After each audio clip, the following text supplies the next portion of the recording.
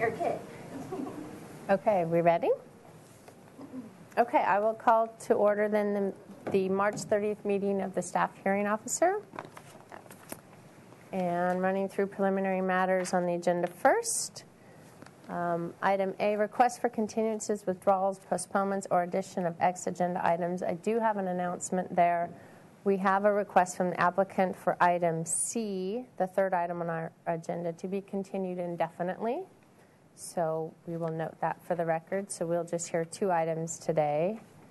I don't have any other withdrawals or postponements. I don't have anything under announcements and appeals. And item C, are there comments from any members of the public pertaining to items not on the agenda today? And I don't see that. We could announce an action that the staff hearing officer made at 1417 San Miguel was appealed to Planning Commission. That has subsequently been appealed to the City Council. So anyone following that item will have a City Council hearing on that item coming up. So that closes preliminary matters, and then on to the projects. The first project of the day, item A, is 1215 De La Guerra Road, and we have the applicant here and staff as well. You can give me a little overview.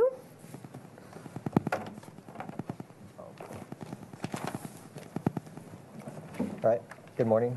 My name is Andrew Perez, planning technician, and the project for you today is located at 1215 De La Guerra Road. It is a 7,414 square foot parcel located in the Hillside Design District and is zoned E3. Current development on the site consists of an 1,800 square foot single family residence with a detached 456 square foot 2-car garage. The project before you today consists of interior remodel, the kitchen and dining room, a new skylight, new windows, and a new door to access this new 215 square foot wooden deck. The request before you today is a modification to allow the distance between the main and accessory buildings to be less than the 5 feet required by code. The Single Family Design Board reviewed this project on January 11th of this year and found the mod to be aesthetically appropriate and continued to today's hearing with positive comments and requested the applicant return with comments from today's hearing.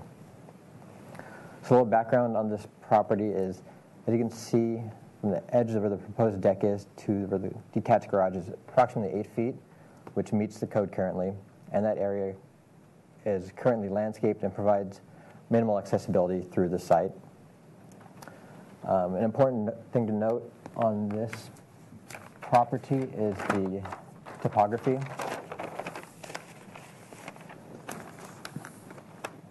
You can see that the grade of the house is approximately level with the roof of the garage, which is the reason why the deck is proposed to be cantilevered over the garage. Also, once the proposed deck is built, it would become an extension of the main building, the house, and will eliminate that separation between the accessory building or the garage. And the code requires a wall or roof connection of a minimum width of 8 feet for main or 5 feet for main accessory buildings to be considered connected. The code requires a wall or roof connection of a minimum width of 8 feet for a main and accessory building to be considered connected. Because there's no way to make that roof or wall connection in this case, that's why a modification is being requested today. Staff is supportive of the request because it does not pose accessibility or fire issues, and the deck follows a pattern of development in this neighborhood. Staff would like the proposal approved and supported subject to the findings outlined in the staff report. And that concludes staff's presentation. Thank you. And applicant, if you wouldn't mind, please stating your name and if you have anything you'd like to add to the staff's presentation. Yes, my name is Misael Contreras, and the only thing I'd like to add is that the proposal will not be visible from the street as it is higher above, and De La Guerra runs down here, and it'll allow the owner a view from the city from their dining and kitchen remodel area.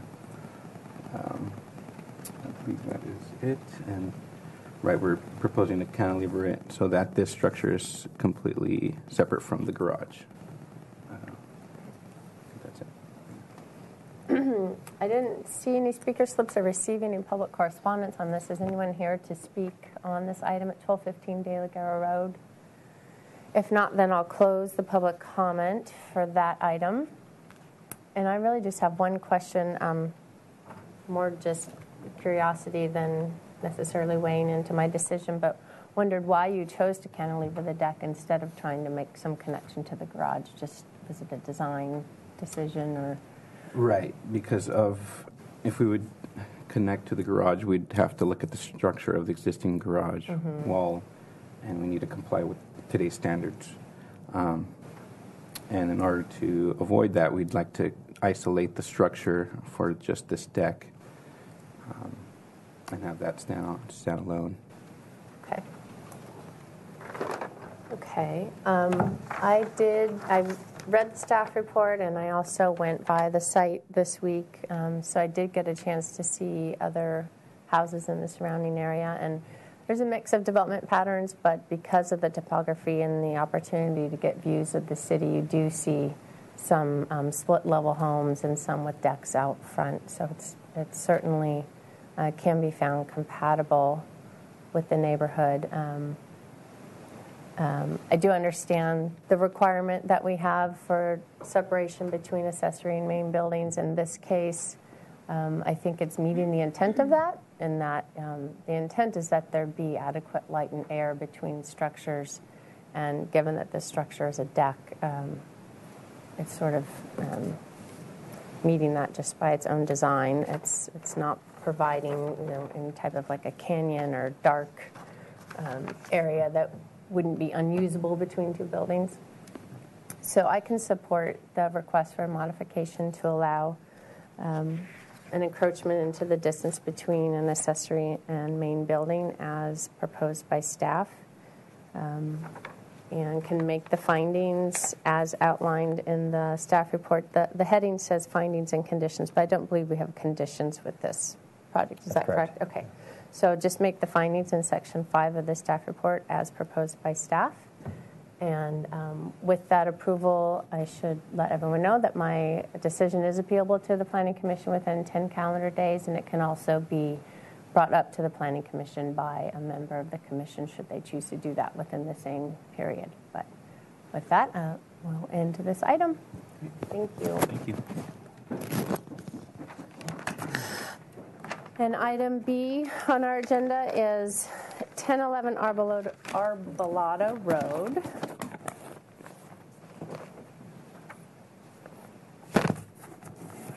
Hello. And start with staff presentation of this item.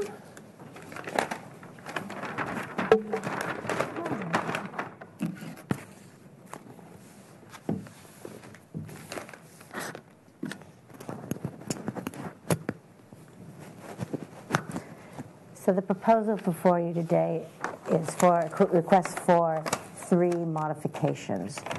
So the applicant is proposing about a 500 square foot addition on it's a little over 2,000 square feet house, and there's an existing garage and workshop accessory structure that already encroach into the front and the interior setback. Part of the project is that they will rebuild the garage to make it more conforming to current standards. It's currently a little undersized. It will still need a design waiver from transportation planning for it doesn't quite meet size, but will meet close enough to meet requirements for parking, and there'll be a new garage door that'll make it more accessible. The accessory structure actually will be pulled in about 2.5 feet from its current location in the interior setback, but it still will be located in the setback, as will the new breezeway. Currently, it's not really a breezeway that's connecting them. It's 2 eaves. There's a little room between them, a couple inches. So now they're going to make it a breezeway, and a portion of it will slightly encroach into the interior setback. So the request is for the interior setback for the storage room and the breezeway, front setback for the garage and the storage room, and the third modification is a technical modification because this is an accessory structure. The storage requires modification to be located in the front yard. We believe, given the topography of the land, it's about 32% slope, there's really no other location for the storage room. And also, it's very well landscaped, mature landscaping, both on the interior and in the front, so it's not very visible from the street or from the adjacent neighbors. Single Family Design Board reviewed the project. They found it aesthetically appropriate and recommended approval, so there were no design issues, and we think it'll probably be an improvement over the existing garage and workshop, and therefore we support the request. So if you have any questions. Okay, not at the moment. Thank you. Applicants, if you would state your name for the record if you have more to add. Sure, I'm Dennis Thompson, architect. Jared Shively, and I'm a relative of the homeowners. There's not much to add. I think just in sum, we're trying to make it more functional garage, so the cars will be inside the garage. It'll be a more attractive garage, and it will reduce the encroachment. These were permitted, or these were permitted buildings, so we are essentially improving and reducing the encroachment. And as you know, we're kind of locked in by this stone retaining wall, so it's not as if we can go much closer to the house. And the breezeway is kind of essential for having this daylight window into this one bedroom. Okay.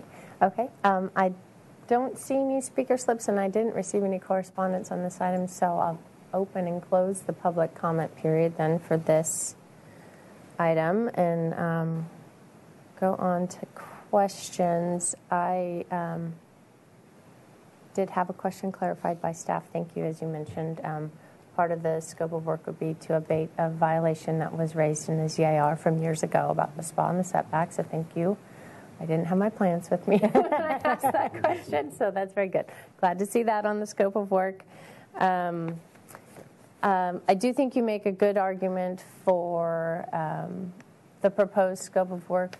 Certainly, the existing garage out there, even though it might be close to size in terms of interior dimensions, has a very low head height. So anything to do to try to make that more conforming and actually be usable as a garage without impacting neighbors or the community is a good proposal. So I do support the modifications to the garage to be able to allow that to expand and move slightly forward within the front setback. Similarly, the storage building, moving that away from the interior setback is also appreciated and understood. Also to accommodate an actual storage area on a property so that that doesn't occur within the garage is supportable as well. With this proposal, the amount of encroachment into the interior setback will be decreasing. It will slightly increase the amount of storage area within the front, but a minimal amount. And also, as Ms. Teeter mentioned, it's not currently visible from the street, that area. And then again, the recognition that this accessory building, because it doesn't have a connection to the main building, is an accessory building in the front yard. It's a continuation of a non-conforming situation. That modification is necessary, but I can make the findings for that.